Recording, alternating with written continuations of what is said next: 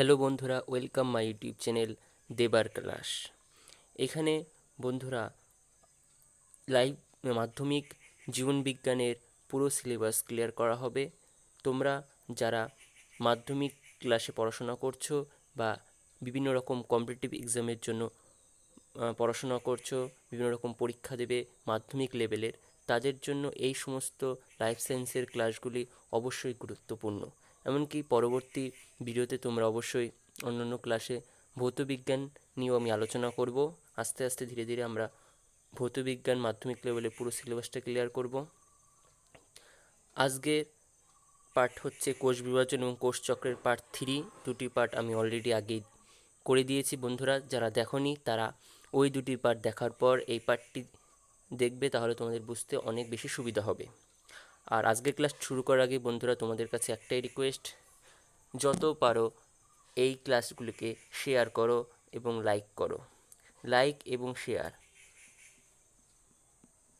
প্রচুর পরিমাণে করো, কারণ এখনও পর্যন্ত আমাদের স্কুল খোলা নেই, প্রাইভেট টিউশন অনেক জায়গায় যেতে প্রবলেম হচ্ছে। তো যত বেশি শেয়ার করবে তত সেই সমস্ত স্টুডেন্টরা বাড়ি বসে এই সমস্ত বিষয়গুলি ইজিলি শিখে নিতে পারবে। তাহলে যত পারো শেয়ার করো বন্ধুরা, তোমাদের কাছে একটাই রিকোয়েস্ট। তো আজকের পার্ট 3 আমরা পার্ট 2 পর্যন্ত যা পড়েছিলাম তারপরের থেকে পড়ব। সেখানে আমরা পড়েছিলাম যে বিভিন্ন রকম কোষের যে কাজ, প্রাণীকোষ, উদ্ভিদ কোষ। আচ্ছা, আসলে মেনলি আমাদের কোষের মধ্যে প্রাণীকোষ এবং উদ্ভিদ কোষ পড়তে হয়, মানে যেটা হচ্ছে প্রোক্যারিওটিক কোষ, ইউক্যারিওটিক কোষ। আর এছাড়াও রয়েছে আমাদের প্রোক্যারিওটিক কোষ, যেটা সামান্য আমি পরে বিস্তার আলোচনা করে দেব, ওটা নিয়ে আমাদের বেশি কোশ্চেন আসে না। আর সেখানে আমরা এতক্ষণ কী কী পড়েছিলাম, বিভিন্ন রকম কোষীয় অঙ্গাণু, তাদের গঠন, তাদের কাজ, তারা কীভাবে গঠিত, তারা কী কী দিয়ে তৈরি হচ্ছে, তাদের ছবি, এই সমস্ত নিয়ে আমরা আলোচনা করেছিলাম। এবং আজকে একটা পার্ট আমাদের বাকি ছিল কোষীয় অঙ্গাণুর মধ্যে, সেটা হচ্ছে নিউক্লিয়াস। সেটা নিয়ে আমরা আজকে ইন ডিটেলস আলোচনা করব। এগুলো হয়ে গেছিলো বন্ধুরা, যারা দেখোনি তারা পার্ট 1 এবং পার্ট 2 দেখে তবে এই ক্লাসগুলি দেখবে, তাহলে তোমাদের বুঝতে সুবিধা হবে। আজকের পার্ট হচ্ছে নিউক্লিয়াস। এটাও তার আগে বন্ধুরা একটা ছোট্ট জিনিস আগের দিন আমাদের মিস্টেক হয়ে গেছে, সেটা হচ্ছে রাইবোজোম। রাইবোজোমের থেকে একটা গুরুত্বপূর্ণ জিনিস, সেটা হচ্ছে আমরা এটা পড়েছিলাম, এটা উদ্ভিদ প্রাণী উভয় দেহে উপস্থিত, ঠিক আছে, পর্দাবিহীন একটি কোষীয় অঙ্গাণু, যেটা সাইটোপ্লাজমের মধ্যে ভাসমান অবস্থায় থাকে। উদ্ভিদ আর প্রাণী, ঠিক আছে, দুটো ইউক্যারিওটিক কোষ। এই ইউক্যারিওটিক কোষের মধ্যে রাইবোজোম থাকে 80S প্রকৃতির। কত এস প্রকৃতির থাকে, এটা খুব ইম্পর্টেন্ট জিনিস। 80S প্রকৃতির রাইবোজোম থাকে।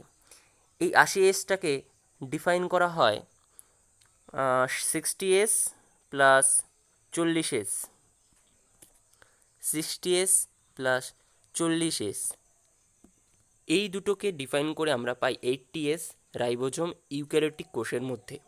এবার কোশ্চেন হচ্ছে 60 আর 40 যোগ করলে তো ভাই 100 হচ্ছে, তাহলে কেন 80S? আমরা এইভাবে মনে রাখতে পারি যে ধরো তোমরা যখন লুচি বানানোর জন্য প্রথমে ময়দাগুলো ছেনে নাও, কারণ আটার ক্ষেত্রেও এটা সম্ভব, ময়দাতে আমার মনে হয় সবচেয়ে বেশি ভালো হবে, কারণ ওটা বেশি হালকা নরম ভালো হয়। তো দুটো আটার দলা নিলে, দুটো তুমি ময়দার দলা নিলে, এই একটা ময়দার দলা, এই একটা ময়দার দলা। এবার তুমি দুটোকে অ্যাটাচ করে দাও, এই দুটো ময়দার তুমি আয়তন বার করো, দেখবে দুটোকে অ্যাটাচ করার পর যে দলাটা তুমি পেলে সেটার তুলনায় অনেক বেশি কম, ঠিক আছে। কারণ কি হয়, প্রত্যেকটা আটার দলার মধ্যে অণুগুলোর মধ্যে কী থাকে, অনেক ফাঁক ফোকর থাকে। সেই ফাঁক ফোকরের মধ্য দিয়ে অন্য অন্য যে আটার দলা, সেই আটার দলার কিছু অংশ ওই ফাঁক ফোকরের মধ্যে দিয়ে ঢুকে যেতে পারে আরামসে, ঠিক আছে। এর ফলে কি হয়, আলাদা আলাদা দুটো ময়দার দলার যে আয়তন, সেটা যুক্ত হওয়া আয়তনের থেকে তুলনায় কী হয়ে যায়, কম হয়ে যায়, ঠিক আছে। এর জন্যই ব্যাপারটা এরকমই। এটা আটার ক্ষেত্রেও সম্ভব হতে পারে, বা যে কোনো দুটো নরম জিনিস যখন দুটোকে অ্যাটাচ করে দিচ্ছে, তখন কি হয়, ওই একটার অণুর মধ্য দিয়ে আরেকটা অণু ইজিলি প্রবেশ করে যেতে পারে, ফলে কি হয়ে যাচ্ছে, সেটা আয়তনে ছোট হয়ে যাচ্ছে। এই হচ্ছে ব্যাপার। এরকমভাবেই প্রোক্যারিওটিক কোষেও আমরা লক্ষ্য করতে পারি। তাহলে আমরা দেখলাম যে প্রাণী, উদ্ভিদ, ইউক্যারিওটিক কোষে 80S প্রকৃতির রাইবোজোম থাকে, আর প্রোক্যারিওটিক কোষে থাকে 70S। এবার এই 70Sকে আবার ডিফাইন করে লেখা হয়, 70Sকে ডিফাইন করা হয় 50x, এটা এতটা 50S প্লাস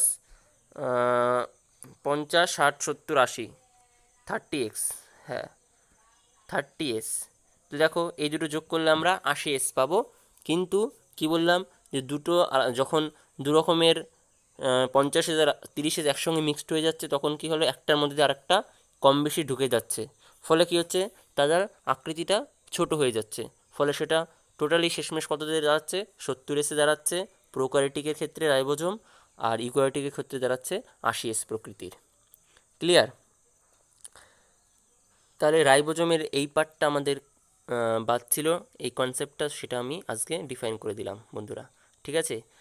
তো এতক্ষণ ধরে আমরা নিউক্লিয়াস বাদে প্রোক্যারিওটিক আর ইউক্যারিওটিকের নিউক্লিয়াস বাদে অন্য সমস্ত সাইটোপ্লাজমীয় অঙ্গাণু কোষের আলোচনা করেছি ক্লাস 1 আর ক্লাস 2তে। যারা দেখোনি তারা অবশ্যই ক্লাস 1 এবং ক্লাস 2 ভালো করে বুঝে নিয়ে ক্লাস 3 দেখবে, তাহলে বুঝতে অনেক বেশি সুবিধা হবে।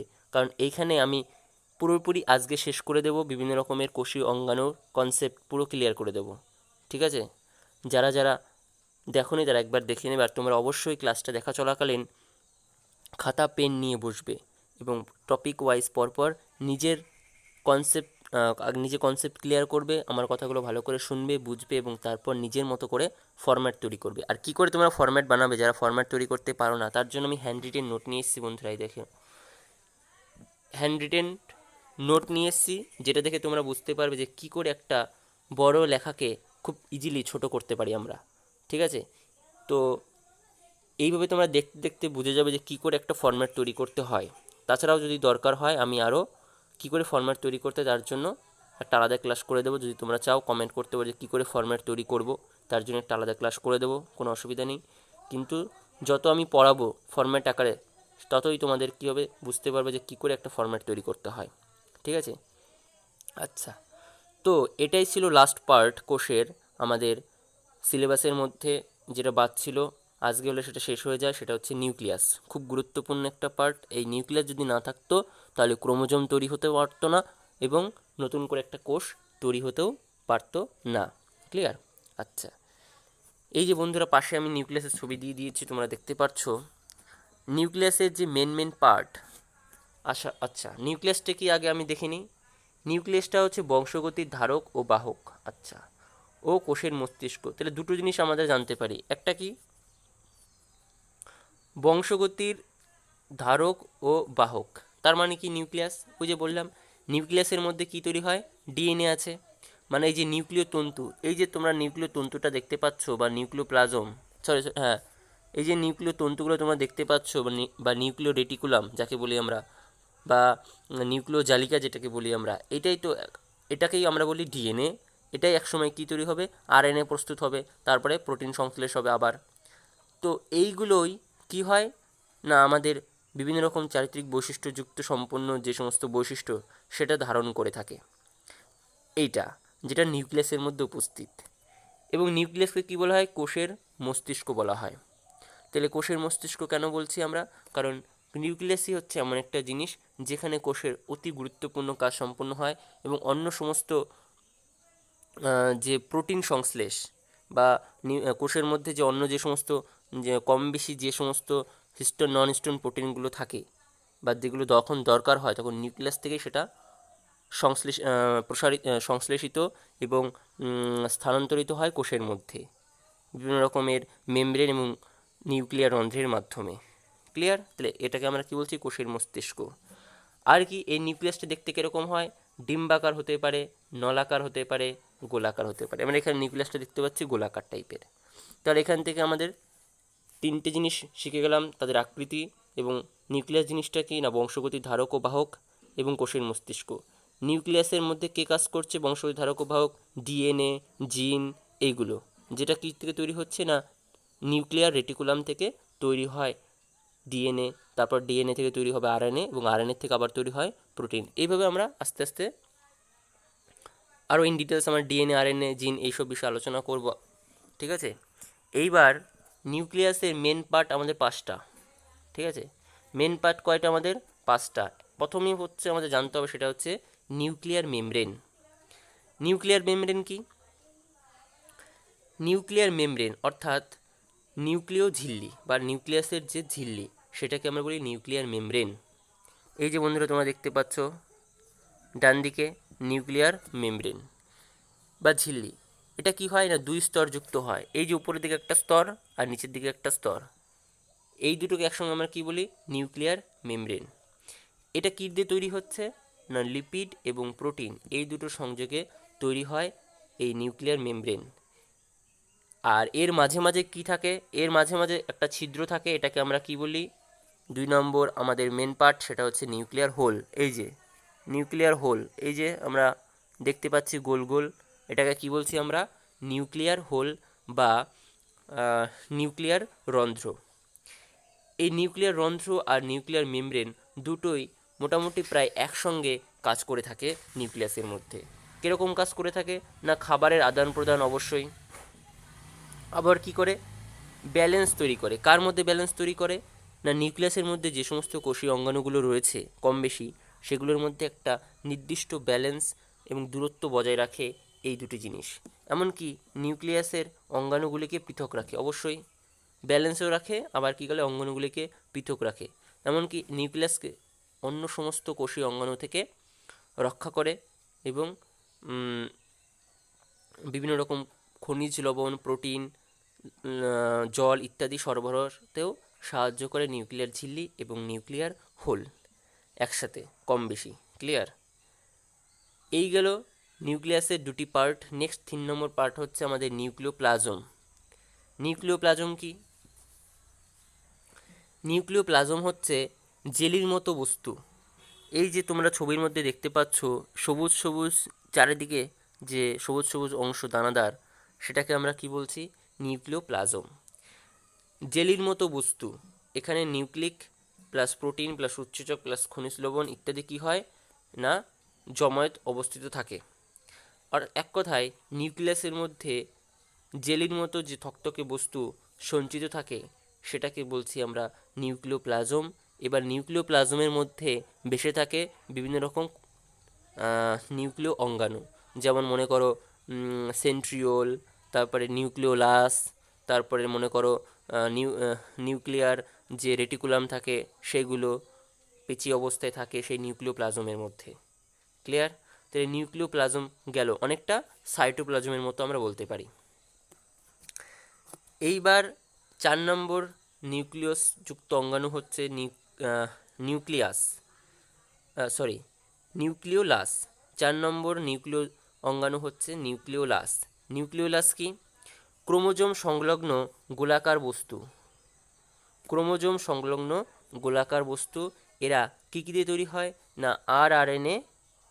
আরএনএ 3 প্রকার, একটা হচ্ছে আরআরএনএ, একটা হচ্ছে টিআরএনএ, আর একটা এমআরএনএ। আমরা আরএনএ ইন ডিটেলস পড়ব। সেই আরআরএনএ হচ্ছে আর মানে হচ্ছে ribosomal RNA. RRNA full form কি? রাইবোজোমাল আরআরএনএ, অর্থাৎ রাইবোজোমাল রাইবোনিউক্লিক অ্যাসিড এবং প্রোটিন, এই দুটির সংযোগে তৈরি হচ্ছে নিউক্লিওলাস।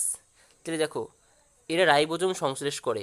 আরেকটা জিনিস মনে রাখবে, যেখানে রাইবোজোম থাকবে সেখানে মনে করবে প্রোটিন সংশ্লেষ হবে, প্রচুর পরিমাণে প্রোটিন তৈরি হবে।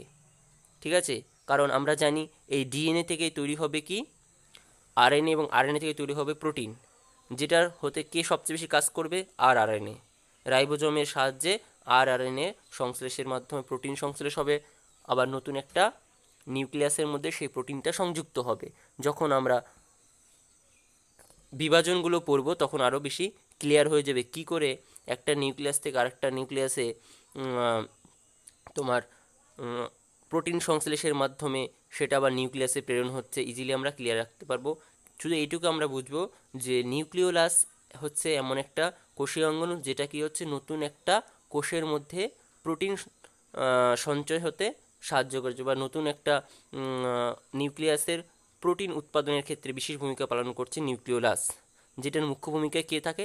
নিউক্লিওলাস, যেটা হচ্ছে রাইবোজোমের মাধ্যমে কাজ করে। ক্লিয়ার? এবার 5 নম্বর এবং শেষ নিউক্লিয়াসযুক্ত অঙ্গাণু হচ্ছে ক্রোমাটিন রেটিকুলাম। ক্রোমাটিন রেটিকুলাম বা যাকে বলছি আমরা নিউক্লিয়ার রেটিকুলাম বা নিউক্লিয় তন্তু, সেটা হচ্ছে কি নিউক্লিয়াসের মধ্যে কুণ্ডলী পাকানো যে সূক্ষ্ম সুতোর মতো অংশ, এই যে সূক্ষ্ম সুতোর মতো অংশ চারিদিকে ছড়িয়ে রয়েছে অসংখ্য, সেটাকে আমরা কি বলছি? নিউক্লিয়াসের মধ্যে উপস্থিত কুণ্ডলী পাকানো সূক্ষ্ম সুতো, সেটাকে বলছি আমরা ক্রোমাটিন রেটিকুলাম বা নিউক্লিয়ার রেটিকুলাম বা নিউক্লিয় তন্তু, ঠিক আছে, বা জালিকা। এটাই কী হবে, একটা সময় সূক্ষ্ম হতে শুরু করবে এবং ডিএনএ প্রস্তুত করবে। ঠিক আছে, এই যে নিউক্লিয় জালিকা, এটাই এক সময় কী হবে, এটা কিন্তু আসলে ডিএনএ।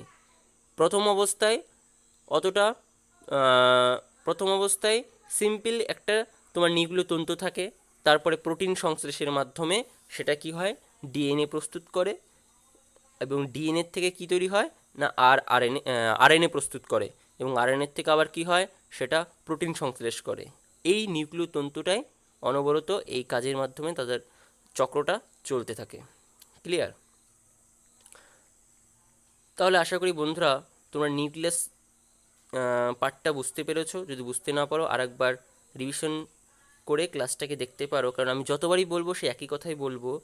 এইবার কি করে যে এই যে ক্রোমাটিনটা তৈরি হচ্ছে বা ক্রোমোজোম, এই যে, হ্যাঁ, আরেকটা জিনিস মনে রাখতে হবে, এই নিউক্লিয়াস থেকেই তৈরি, নিউক্লিয়ার তন্তু থেকেই তৈরি হবে ক্রোমোজোম। ক্লিয়ার? এই নিউক্লিয় তন্তু থেকেই ক্রোমোজোম তৈরি হবে, এবং ক্রোমোজোমের মধ্যে কী থাকছে? ক্রোমাটিন থাকছে, যেটা আসলে কি, আসলে ডিএনএ। ডিএনএর মধ্যে কী থাকছে? জিন।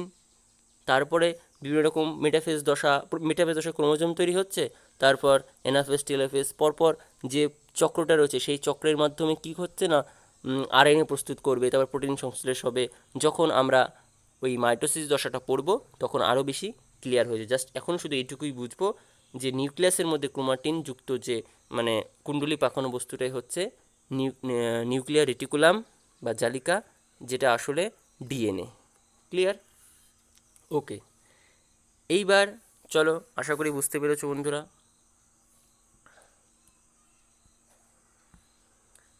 এইবার যে পার্টটা রয়েছে সেটা হচ্ছে ক্রোমোজোম। এই যে আমরা পড়লাম একটু আগে ক্রোমাটিন তন্তু, ক্রোমাটিন তন্তু থেকেই সরাসরি কিন্তু ক্রোমোজোম তৈরি হবে না। কেমন করে তৈরি হবে না, প্রোটিন সংশ্লেষের মাধ্যমে।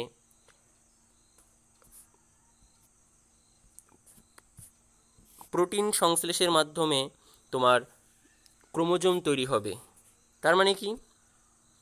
তার মানে কোষের নিউক্লিয়াসের মধ্যে কি রয়েছে, তোমার প্রোটিন রয়েছে অনেক, হিস্টোন নন হিস্টোন প্রোটিনগুলো রয়েছে,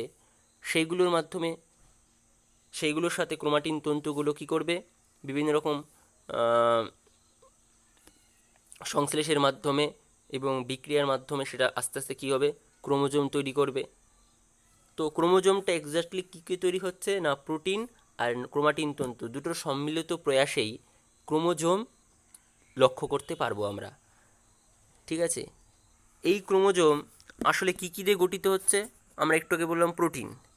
শুধুই কি প্রোটিন? না, এই ক্রোমোজোমটা তৈরি হচ্ছে প্রোটিনস দিয়ে তো অবশ্যই, এছাড়াও তৈরি হচ্ছে নিউক্লিক অ্যাসিড।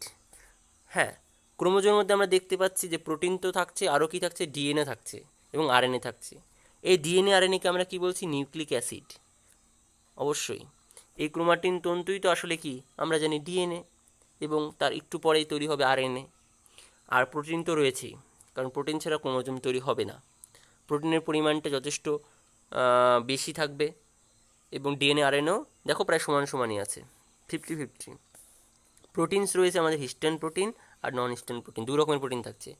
হিস্টোন প্রোটিনের মধ্যে কী কী থাকে, আর্জিনিন, হিস্টিডিন, লাইসিন, এছাড়াও আরও অনেক বেশি হিস্টোন বা ক্ষারীয় জাতীয় প্রোটিন রয়েছে, যেটা রয়েছে 45%, এবং নন হিস্টোন রয়েছে 5%, মানে খুব অল্প। এটা কী হয় না, আম্লিক হয়, যেমন টাইরোসিন, ট্রিপ্টোফ্যান, এই জাতীয় যে সমস্ত নন হিস্টোন প্রোটিন সেটা ক্রোমোজোমের মধ্যে উপস্থিত। এছাড়া নিউক্লিক অ্যাসিড আমরা একটু আগে জানলাম ডিএনএ থাকে, তারপরে তৈরি হয় আরএনএ, যেটা 50%, ক্রোমোজোমের মধ্যে উপস্থিত। এই হচ্ছে একটা ক্রোমোজোম, তার গঠন। ক্রোমোজোম এই দিয়ে তৈরি হতে পারে। এই ছকটা বন্ধুরা তোমরা সঙ্গে সঙ্গে খাতায় নোট করে নেবে নিজের মতো করে। ক্লিয়ার? তাহলে এই পর্যন্ত হলো আমাদের কোষের যে বেসিক পার্ট, অর্থাৎ কোষের যে অঙ্গাণু, কোষ মধ্যস্থ যে সমস্ত অঙ্গাণু, নিউক্লিয়াস মধ্যস্থ অঙ্গাণু, যেটা কোষের অন্তর্গত, এতক্ষণ আমাদের এই পার্টটা শেষ হলো। তাহলে এখান থেকে আমরা কি কি শিখলাম আর একবার যদি আমি একটুখানি ঝালাই করার চেষ্টা করব। এতদিন এই পর্যন্ত আমরা কি কি শিখলাম? কোষ কী করে তৈরি হচ্ছে বা কে তার ধারণা দিয়েছে সেটা আমরা জানতে পেরেছি প্রথমেই। তারপরে কোষ কয় প্রকার কী কী, একটা প্রোক্যারিওটিক আর একটা ইউক্যারিওটিক। প্রোক্যারিওটিক থাকে হচ্ছে আণুবীক্ষণিক যে সমস্ত সাধারণ জীব রয়েছে তাদের দিয়ে থাকে, যেমন ব্যাকটেরিয়া, ভাইরাস। আর রয়েছে আমাদের ইউক্যারিওটিক কোষ, উদ্ভিদ ও প্রাণী উভয় দেহে থাকে। এবার ইউক্যারিওটিক কোষের আমরা ওটাকে ওর মধ্যে উপস্থিত বিভিন্ন রকম কোষীয় অঙ্গাণুর সম্পর্কে জেনেছি, এবং কি তার মধ্যে উপস্থিত নিউক্লিয়াস, যেটা কোষের মস্তিষ্ক নামে পরিচিত, সেইটা সম্পর্কে আমরা জেনেছি, তাদের গঠন, তাদের কাজ, তারা কোথায় থাকে, তারা দেখতে কেমন হয়, মোটামুটি সেই সম্পর্কে আমরা এতক্ষণ ক্লিয়ার করলাম। এইবার আরেকটা জিনিস আমাদের মনে রাখতে হবে, যেটা সবসময় আমাদের ভুল হয়, আমি একটুখানি জাস্ট ঝালাই করে দিচ্ছি একবার, ঠিক আছে? সেটা হচ্ছে প্রোক্যারিওটিক কোষের, আমার থাম্বনেলে তোমরা দেখতে পাচ্ছ, ওটা আমি এখানে লিখিনি, আমি জাস্ট মুখে বলে দিচ্ছি, তোমরা একবার আমার কথাটা ভালো করে মন দিয়ে শুনে খাতায় একবার লিখে নিতে পারো। আশা করি লেখার দরকার পড়বে না, কারণ তোমরা অলরেডি আগের ক্লাসগুলোতে লিখে নিয়েছো আশা করি। যে আমি যদি উদ্ভিদ কোষের কথা বলি, উদ্ভিদ কোষে কী থাকে? উদ্ভিদ কোষ, প্রাণী কোষ দুটোর ক্ষেত্রেই প্রোটোপ্লাজম থাকে। আমরা আগে শিখেছি প্রোটোপ্লাজম মানে কি।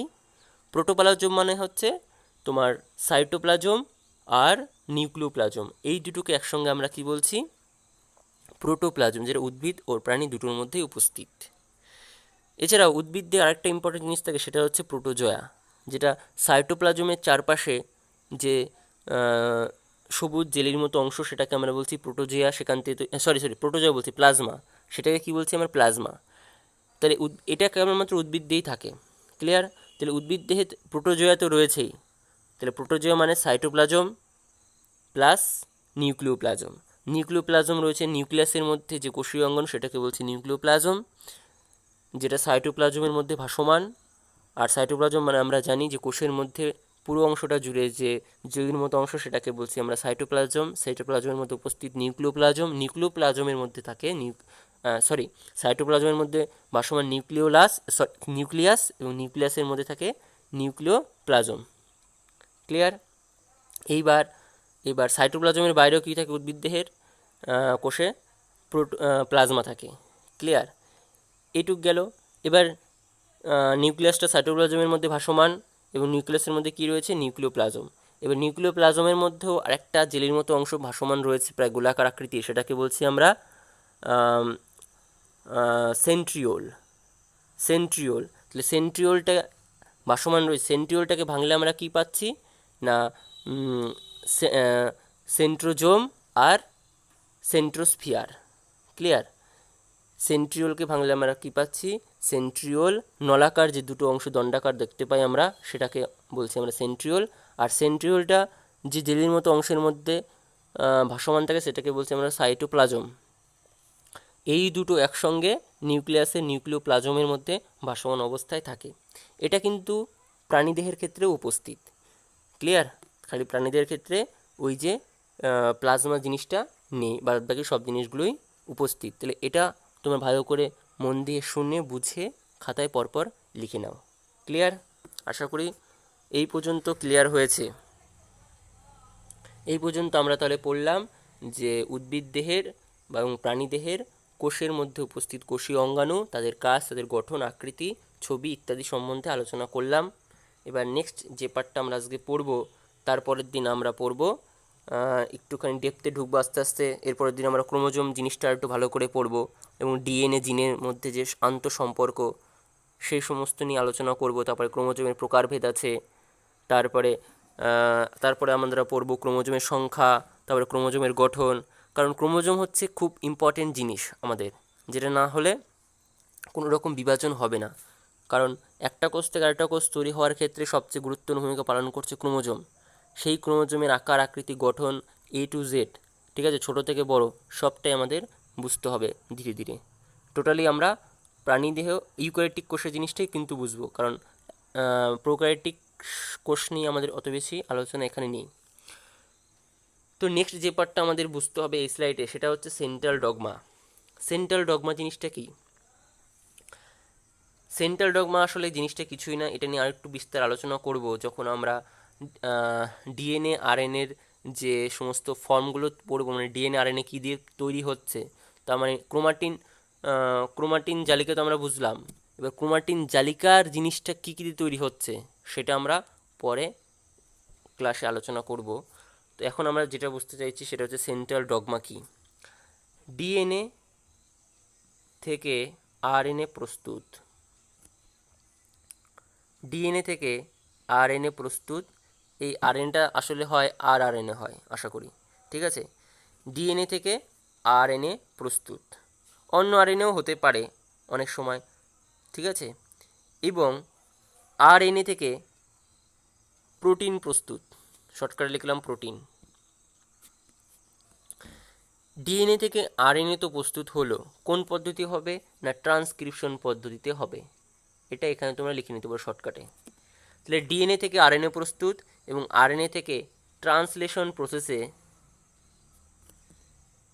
প্রোটিন প্রস্তুত হয়। এই যে টোটাল পদ্ধতি, প্রসেস, প্রক্রিয়া প্রোটিন তৈরি হওয়ার, সেটাকে বলছি আমরা সেন্ট্রাল ডগমা। ক্লিয়ার? তাহলে ডিএনএ থেকে আরএনএ প্রস্তুত হচ্ছে ট্রান্সক্রিপশন প্রসেসে এবং আরএনএ থেকে প্রোটিন প্রস্তুত হচ্ছে ট্রান্সলেশন প্রসেসে। ট্রান্সক্রিপশন আর ট্রান্সলেশন প্রসেসটা আমাদের সিলেবাসে নেই, সেটা আমাদের বুঝতে হয় না, জাস্ট এটুকুই জানতে হয় ট্রান্সক্রিপশন আর ট্রান্সলেশন কার কার হয়, এইটুকু জানলেই যথেষ্ট, কারণ এই দুটো প্রসেস আবার অনেকটা বেশ বড়, ঠিক আছে। তো এটা আমাদের সিলেবাসে নেই, এটা আমাদের নিয়ে বেশি আলোচনা করব না।